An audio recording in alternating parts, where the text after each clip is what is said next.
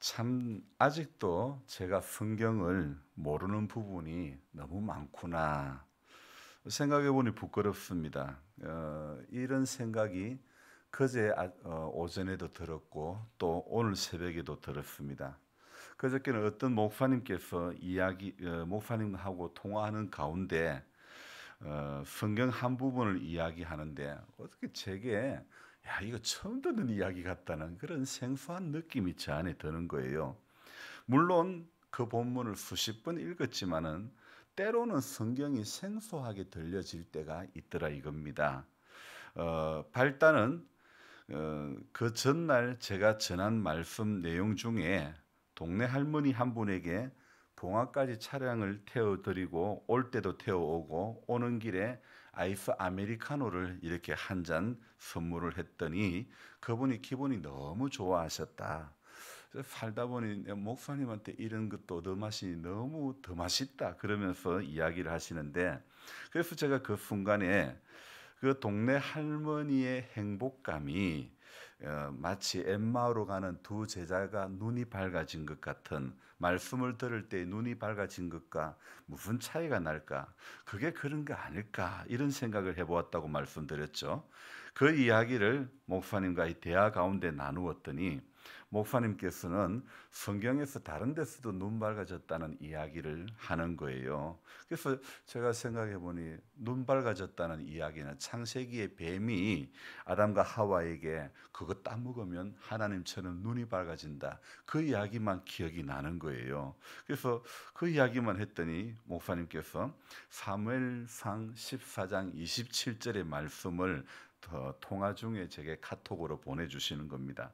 아니, 그 본문도 알기는 알지만은 이상하게 생소하게 느껴지는 거예요. 본문을 제가 그 14장 27절을 읽어드리면, 요나단은 그의 아버지가 백성에게 맹세하여 명령할 때에 듣지 못하였으므로 손에 가진 지팡이 끝을 내밀어 벌집에 꿀을 찍고 그의 손을 돌려 입에 대매 눈이 밝아졌더라.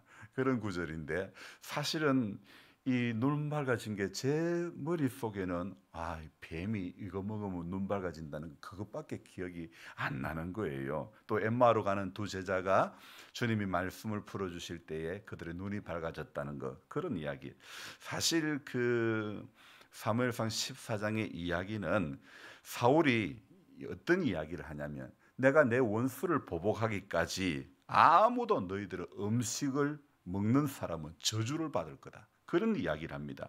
그래서 그 사무엘상 14장 24절에 그 말씀이 있은 후에 모든 백성들이 음식을 맛보지 못하고 있는 상황입니다. 자, 수풀에 가니 꿀이 흐르고 있는데 그 꿀이 흐르는 것을 보고도 사울의 맹세가 두려워가지고 감히 아무도 그 꿀에 손을 못 대는 거예요. 그런데 요나단은 그의 아버지가 맹세하여 명령할 때에 듣지 못했으므로 지팡이 끝을 내밀어 가지고 이렇게 그 꿀을 찍어 먹고는 눈이 밝아졌더라, 그런 말씀인데요. 왜 저는 이 이야기가 그렇게 생소하게 느껴지는지 모르겠습니다. 사실 이 이야기의 내용은 사울의 헛된 맹세에 관한 이야기인데요. 백성들이 꿀을 먹고 음식을 먹고 힘을 내었더라면 더 큰 승리를 얻을 수 있었을 것인데, 사울은 쓸데없는 헛된 맹세로 인해서 백성들이 피곤했다, 이런 말씀이 거기 표현되어 있는 것입니다. 왜 그랬을까요? 사울이 왜 그랬을까요? 사실 사울은 인간이 우리에게도 왕을 세워달라, 인간의 요구에 의해서 왕이 된 사람이 바로 사울이죠. 그러나 다윗은요, 하나님의 요구에 의해서 하나님께서 하나님 자신이 이제 계획에서 세운 왕이 바로 다윗이죠. 인간이 요구하여 세워진 이 왕 사울은 하나님의 말씀을 버리고 자신의 욕구대로 살아갑니다. 하나님 앞에서 하지 말아야 할 맹세를 하게 되죠. 이는 하나님을 바라보는 것이 아니라 인간을 바라보면서 헛된 맹세를 하는 겁니다. 여러분, 우리가 신앙생활을 하면서 제일 중요한 것은 하나님을 의식하면서 신앙생활하는 것이 제일 중요한 줄 믿습니다. 그런데 교회에 오면 누굴 의식합니까? 꼭 사람을 의식하는 겁니다. 새벽기도도 사실은 이 우리 교회야 뭐 규모가 그렇지 크지 않기 때문에 그렇지만은 도시의 큰 교회 가면 새벽기도 나오는 것도 목사님과 교회의 중직자의 눈도장을 찍어야 권사 장로 임직을 받을 수 있으니까 눈도장 찍으려고 새벽기도 나오시는 분들도 얼마나 많은지 모른다는 것입니다. 우리 신앙은 사람을 의식하며 살아가는 것, 신앙생활하는 것이 결코 아니죠. 의무감 때문에 새벽기도에 나오는 것이 아니라 몸이 아픈 가운데서도 힘든 가운데서도 나오시는 것은요, 주님을 정말 사랑하는 마음으로 나와야 하는 그것이겠죠. 그래서 저는 사울의 이런 모습, 헛된 맹세 이런 것을 다른 말로 하면 이거는 어떤 객기를 부리는 것이라 말씀드리고 싶습니다. 오늘 우리도 마찬가지입니다. 조금 안다고 하나님 앞에 객기 부리는 성도가 되면 안 되는 겁니다. 제 고향에 이제 집에 가기 한 10분 전에 고령읍으로 가는 다리가 있는데 거기 앞에 다리 입구에 교회 이름이 객기 교회가 있더라고요. 저기는 왜 교회 이름을 객기 교회라고 지었을까 그런 생각했는데 우리는 하나님 앞에 객기 부리는 교회와 성도가 되면 안 되는 것이죠. 또 하나 제가 이 누가복음 22장 7절부터 이 13절까지 이야기를 오늘 새벽에 읽으면서 이 이야기는 유월절 이야기인데 이 유월절 이야기 이 본문이 또 너무 생소하게 느껴지는 거예요.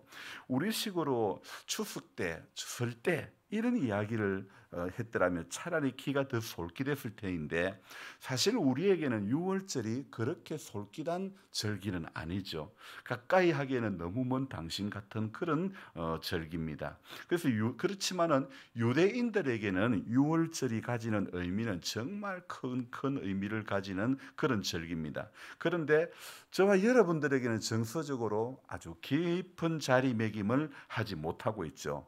자, 오늘 이 8절에 보면 이런 말씀이 있죠.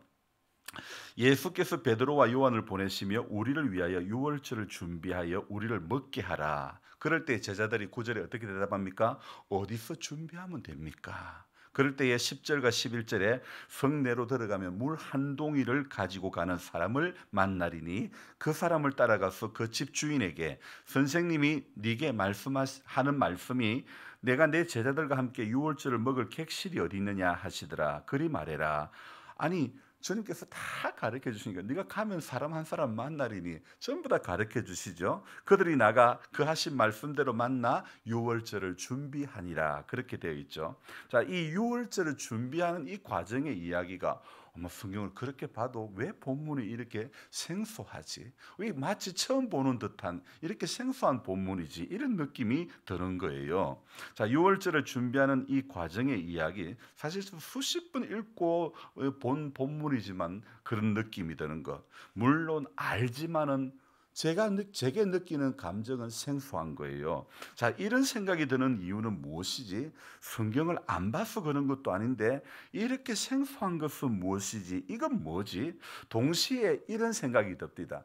내가 이렇게 생소한데 우리 성도님들은 내가 전하는 말씀이 얼마나 생소하게 또 느껴지지는 않을까? 이런 생각이 저 안에 드는 거예요. 이 유월절을 준비하는 내용, 그 다음이 어떤 내용이냐면 최후의 만찬에 관한 이야기가 나옵니다. 말 그대로 최후의 만찬입니다. 주님과의 마지막 유월절입니다. 예수님께서 떡을 가져 감사기도 하시고 너희를 위하여 주는 내 몸이다. 이를 행하여 나를 기념하라. 19절에 그렇게 말씀하고 있죠. 자, 최후의 만찬에서 주님께서는 성찬을 베풀어 주셨지요. 하지만 이 이야기의 끝은 어디로 흘러가고 있습니까?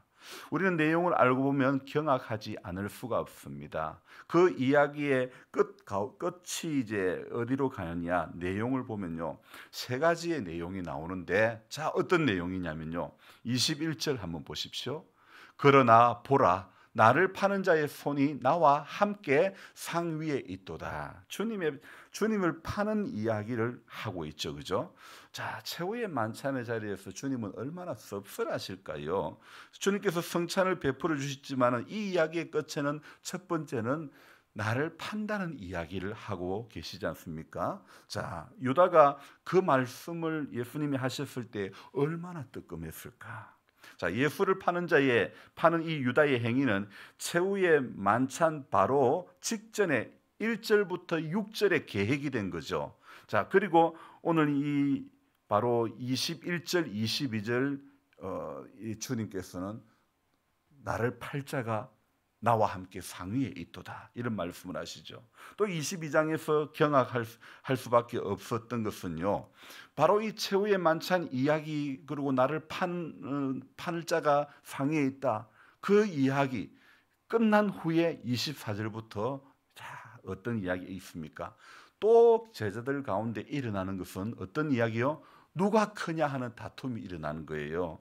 자, 여러분, 저는 오늘 22장을 보면서요, 이 누가 크냐의 문제는 누가복음 9장에 보면요, 예수님이 1차 순환 예고를 하고 2차 순환 예고를 또 하는데, 내가 이렇게 순환을 당하리라 말씀을 예고를 하시는데, 2차 순환 예고, 누가복음 9장에서 1차, 2차 두 번의 순환 예고가 끝이 난 이후에 바로 제자들은 누가 더 크냐, 이 논쟁을, 이 다툼을 하고 있는 겁니다. 그런데 오늘 이 누가복음 22장 24절에 보니까 그들 사이에 그중 누가 크냐 하는 다툼이 난지라 앞에 시작되는 단어가 무엇입니까?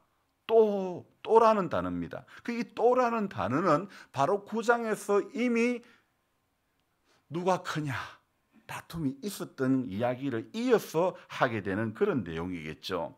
주님으로부터 집중 과외를 받았던 사람들입니다. 그런데 결과는 누가 크냐의 문제로 또 돌아가는 겁니다. 이건 너무 안타까운 이야기 아닙니까? 마치 우리가 아멘하고 예배를 마치고 나가서 일상에서는 또 누가 크냐 이 문제로 다투는 사람은 아닌지, 누가복음 9장에서의 누가 크냐의 문제가 시작되었는데 22장에서 또 누가 크냐의 문제가 또 대두된다는 것, 참 사람이 살아가는데 끊임없이 제기되는 문제가 바로 누가 크냐.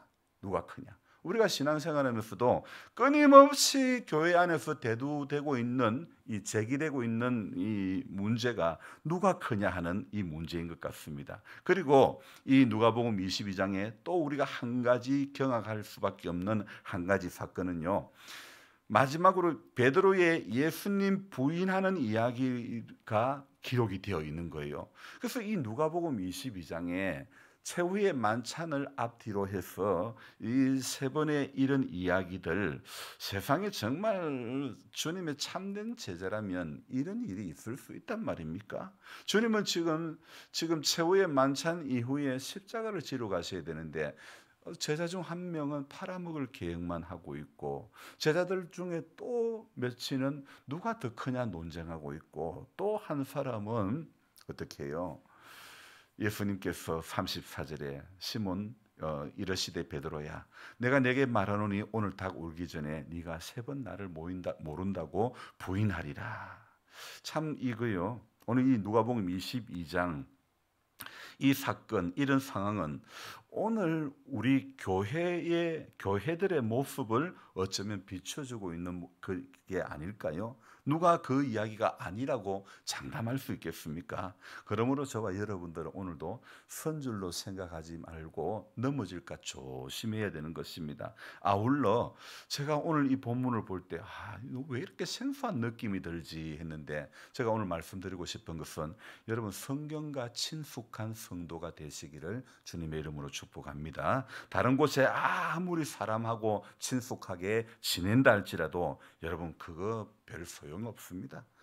서로 좋을 때는 형님, 동생, 언니, 누나 뭐 이래 하다가도요, 금방 돌아서면요 그냥 생원수가 되는 경우도 허다한 것이에요. 사람 모여 사는 데는 똑같은 일들이 일어나는 것입니다. 그래서 여러분 아무리 사람하고 친숙하게 지내려고 해도 마음 맞는 사람은 세상에 아무도 없습니다. 그래서 저와 여러분들은 오늘도요 성경과 하나님 말씀과 친숙한 성도가 되어지기를 바랍니다. 저처럼 이 부족한 목사는 왜 이 본문이 이렇게 생소하지 이런 느낌이 들지 않도록 하나님 이 말씀과 친해지는 은혜를, 그래서 다윗이 고백했던 것처럼 주의 말씀은 송이꿀보다 더 더 달다고 고백했던 그 고백이 저와 여러분들의 고백이 되어져야 될 줄로 믿습니다. 말씀이 주는 맛이 어찌 그리 단지요. 우리가 이렇게 같이 고백한다면 주님께서 얼마나 기뻐하실까요?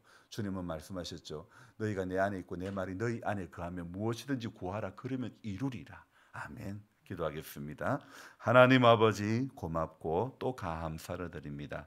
새로운 한 날을 시작하는 첫 시간에 하나님 예배의 자리로 우리를 불러주셔서 감사드립니다. 항상 하나님 앞에 우리 깨어 기도하는 반열에 서게 해주시고 하나님의 말씀이 생소하게 들리지 않기를 원합니다. 오늘 봤던 말씀인데 이번 주 보았던 말씀인데 오늘 말씀 가운데 전해주시니 얼마나 고맙고 감사한지 모르겠다. 늘 말씀과 친숙해질 수 있는 하나님의 사람들 다 될 수 있도록 도와주시옵소서. 말씀과는 친숙하지 못하고 사람과는 친밀한 관계를 유지하려고 하면 언제 어디 어떤 문제로도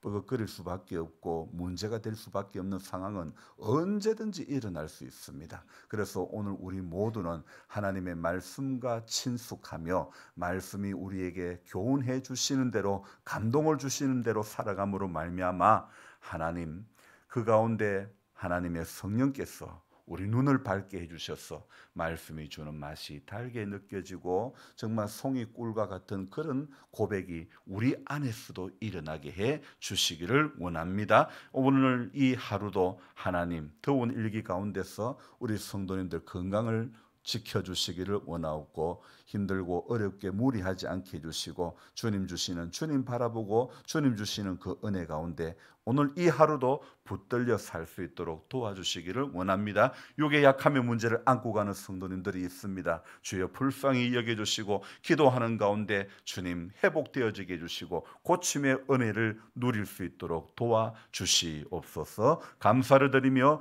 예수님 존귀하신 이름 받들어 기도드리옵나이다. 아멘. 간절한 마음으로 주여 부르고 기도합니다. 주여 주여 주여. 하나님 아버지 오늘도 새벽에 깨워주신 은혜를 감사드립니다. 하나님 앞에 한결같이 새벽을 깨워